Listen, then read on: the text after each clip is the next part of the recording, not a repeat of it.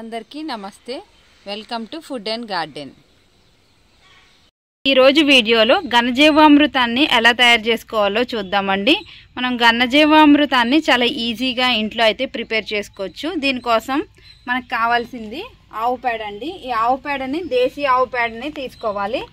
మనకి గోశాలలో కానీ లేదంటే దగ్గరలో మీకు పల్లెటూరులో ఉంటే అక్కడికి వెళ్ళి దేశీ ఆవు పేడని అయితే తెచ్చుకోండి. మనకి రోడ్ల మీద తిరిగే ఆవులు అయితే ఎక్కువగా పేపర్లు అవి తినేస్తూ ఉంటాయి. అలాంటి ఆవు పేడ అయితే పనికిరాదండి. దేశీ ఆవు పేడ మాత్రమే తెచ్చుకోవాలి. మనకి ఫ్రెష్ ఆవు పేడ ఉండాలి మనం ఘనజీవామృతం తయారు చేసుకోవడానికి. మొక్కలు మంచిగా హెల్తీగా పెరగడానికి, అలాగే మొక్క నిండా పూత వచ్చి అలాగే కాయలు అనేవి పెద్ద సైజు రావడానికి మనం ఫెర్టిలైజర్స్ అనేవి ఇవ్వాలండి. అవి కూడా ఆర్గానిక్ ఫెర్టిలైజర్స్ ఇవ్వాలి. అలా మనం ఆర్గానిక్ ఫెర్టిలైజర్స్ ఇవ్వడం వల్ల మొక్కలు అనేవి మంచిగా పెరుగుతాయి, హెల్తీగా పెరిగి మనకి ఫ్రూట్స్ కూడా ఎక్కువగా వస్తాయి. చూసారా ఈ మొక్క నిండా ఎన్ని కాయలు అయితే ఉన్నాయో. నేను 5 కేజీల ఆవు పేడను అయితే తీసుకున్నానండి ఘనజీవామృతం తయారు చేసుకోవడానికి. దానికోసం దాంట్లోకి ఒక 1/2 కేజీ శనగపిండిని అయితే తీసుకోవాలి. మీకు 2 బద్దల పిండిలు ఏదైనా కూడా తీసుకోవచ్చు. శనగపిండి, మినప్పిండి, అలాగే రాగి పిండి ఇలా ఏదైనా తీసుకోవచ్చండి. కానీ సోయాబీన్స్తో తయారు చేసింది అలాగే పల్లీలు చెక్కతో తయారు చేసిన పిండి మాత్రం తీసుకోకూడదు. అలాగే ఒక 1/2 కేజీ వచ్చి నేను బెల్లాన్ని తీసుకున్నాను. కొంచెం పుట్టమన్ను అంటే మనకి అడవిలో దొరికే ఈ మట్టిని కానీ లేదంటే మనకి చెట్ల కింద ఎవరు తొక్కని మట్టి ఉంటుంది కదా అలాంటిది తీసుకోవాలి. లేదంటే మీ గార్డెన్లో ఆర్గానిక్గా మనం గార్డెనింగ్ చేసుకుంటుంటే ఆ మట్టి అయినా తీసుకోవచ్చు. అలాగే ఆవు మూత్రాన్ని 1 లీటర్ అయితే తీసుకోవాలండి. ఈ ఆవు మూత్రం ఎంత ఓల్డ్ అయితే అంత మంచిదండి. ఈ ఆవు పేడ మాత్రం ఫ్రెష్ ఆవు పేడే తీసుకోవాలి. ఆవు మూత్రం మాత్రం ఒక 6 మంత్స్ నిల్వైనదైనా పర్వాలేదు. ఫస్ట్ ఈ ఆవు పేడని మొత్తం అంతా కూడా బాగా స్ప్రెడ్ చేసుకోవాలండి. ఇలా స్ప్రెడ్ చేసుకుని దీంట్లో మనం ఈ శనగపిండిని అయితే వేసుకోవాలి. ఒక 1/2 కేజీ వరకు శనగపిండిని అయితే వేసుకోవాలి. ఈ ఆవు పేడలో మనకి కోటాను కోట్ల సూక్ష్మజీవులు అనేవి ఉంటాయి. అవన్నీ కూడా మనకి మంచిగా అభివృద్ధి చెందాలి అంటే ఈ శనగపిండిని అయితే వేసుకోవాలి. ఈ శనగపిండి ఆ సూక్ష్మజీవులకి మంచిగా ఆహారంగా ఉపయోగపడుతుంది. అలాగే ఈ బెల్లం కూడా ఆ సూక్ష్మజీవులకి మంచిగా ఇంక్రీజ్ అవ్వడానికి యూజ్ అవుతుందండి. ఈ బెల్లాన్ని కూడా మనం కలుపుకోవాలి.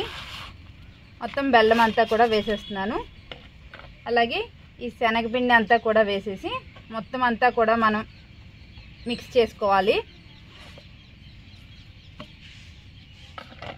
ఇది మట్టి అండి, కొంచెం వేసుకోవాలి. పుట్టమన్ను ఇదంతా వేసి బాగా మనం మిక్స్ చేసుకోవాలి. మనకి చపాతీ పిండి ఎలా కలుపుతామో అదే విధంగా దీన్ని కలపాలి. మధ్య మధ్యలో కాస్త మనం ఈ ఆవు మూత్రాన్ని కూడా వేసుకోవాలండి. మరీ ఎక్కువ అయితే వేసుకోవద్దు. మనకి ఒక బాల్లా తయారయ్యే వరకు మనకి ఆవు మూత్రం వేసుకుంటే సరిపోతుంది. ఇలా మొత్తం అంతా కూడా మిక్స్ చేసుకోవాలి. ఎక్కడ కూడా ఉండలు లేకుండా మొత్తం మనం వేసిన శనగపిండి, బెల్లము అంతా కూడా ఈ బెల్లంలో కలిసేలాగా ఈ ఆవు పేడలో కలిసేలాగా మనం మిక్స్ చేసుకోవాలి. ఈ ఆవు పేడతో ద్రవజీవామృతం కూడా తయారు చేసుకోవచ్చండి. దాన్ని నేను ఆల్రెడీ తయారు చేసి వీడియో అయితే పెట్టానండి. ఐకార్డ్లో పెడతాను, మీరు చూడండి తప్పకుండా. మనం ఇలా ఘనజీవామృతాన్ని తయారు చేసుకొని మనం 6 మంత్స్ వరకు వాడుకోవచ్చండి.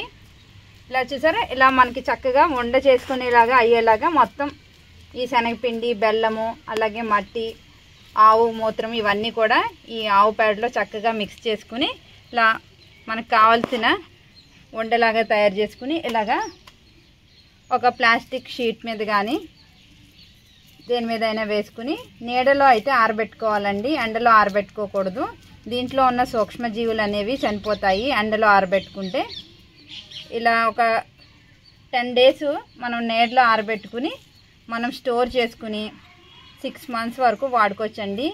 మనకి మొక్కకు కావాల్సిన అనేక రకాల పోషకాలన్నీ కూడా ఈ ఆవు పేడలో ఉంటాయి. ఈ ఘనజీవామృతాన్ని చాలా ఈజీగా ప్రతి ఒక్కరు కూడా తయారు చేసుకోవచ్చండి.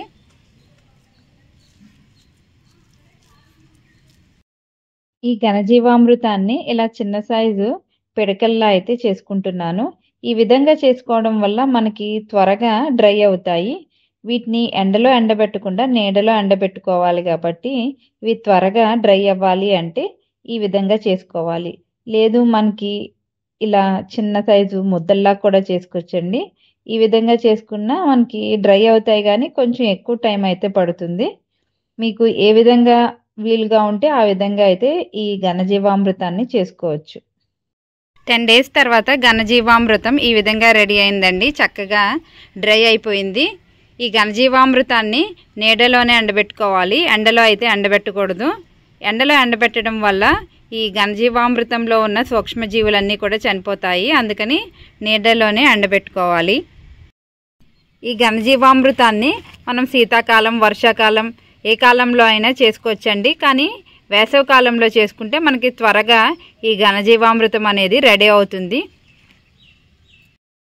ఘనజీవామృతంలో మైక్రో ఆర్గానిజమ్స్ అన్నీ కూడా నిద్రావస్థలో ఉంటాయండి. వీటిని మొక్క మొదట్లో వేసినప్పుడు అవన్నీ కూడా యాక్టివేట్ అవుతాయి. ఈ ఘనజీవామృతాన్ని మొక్కలకి ఏ విధంగా ఉపయోగించుకోవాలో ఇప్పుడు చూద్దామండి. ఇది మనం తయారు చేసుకున్న ఘనజీవామృతం అండి. దీన్ని మొక్కలకి ఏ విధంగా ఇవ్వాలి అంటే మొక్కకి కాస్త దూరంగా గుంటను అయితే చేసుకోవాలండి.